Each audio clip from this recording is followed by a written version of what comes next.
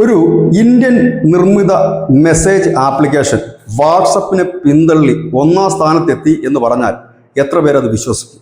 ഏതായാലും വിശ്വസിച്ചേ മതിയാകും.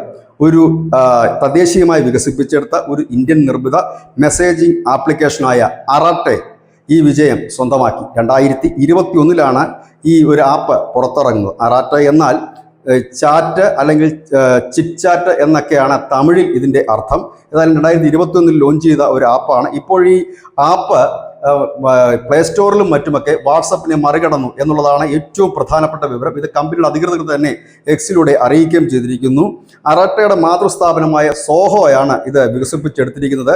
അതായത് വാട്സപ്പിനെ മറികടക്കാൻ അനവധി കാരണങ്ങൾ ഉണ്ടായിരുന്നു. കാരണം AI കടന്നുകയറ്റം, ഭീഷണികൾ, സ്പൈ വൈറസ് ഭീഷണികൾ, വൻകിട വിദേശ കമ്പനികൾ തമ്മിൽ ഭരണകൂടങ്ങളുടെ ഡേറ്റ കൈമാറുന്ന അടക്കമുള്ള വിദേശ കമ്പനികളോടുള്ള ആ ഒരു നീക്കം, ഇതിനെല്ലാം മറുപടിയായിട്ടാണ് സാഹോ ഇത്തരത്തിൽ ഒരു അറാട്ടെ എന്ന് പറയുന്ന ഒരു ആപ്പ് വികസിപ്പിച്ചെടുത്തത്. നിലവിൽ പ്രാദേശിക ഡിജിറ്റൽ പ്ലാറ്റ്ഫോമുകളാണ് ഇന്ത്യക്കാർക്ക് താല്പര്യം. ഇപ്പോൾ ഇന്ത്യക്കാർ കൂടുതലായി ഉപയോഗിക്കുന്നത് ചാറ്റിനായാലും മറ്റു കാര്യങ്ങൾക്കായാലും പ്രാദേശികമായി ഇന്ത്യയിൽ തന്നെ നിർമ്മിച്ച മറ്റു പല ആപ്പുകളുമാണ്.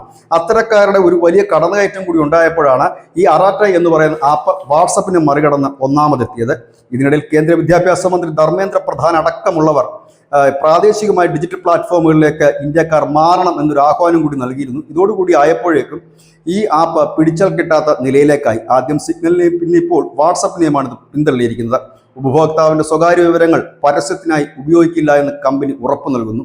ഒപ്പം വ്യക്തിഗത chat, group chat, audio video കോളുകൾ, സ്റ്റോറി, ചാനലുകൾ എല്ലാം വാട്സപ്പിന് സമാനമായി തന്നെയാണ് ഈ ആപ്പിൽ ഉള്ളത്.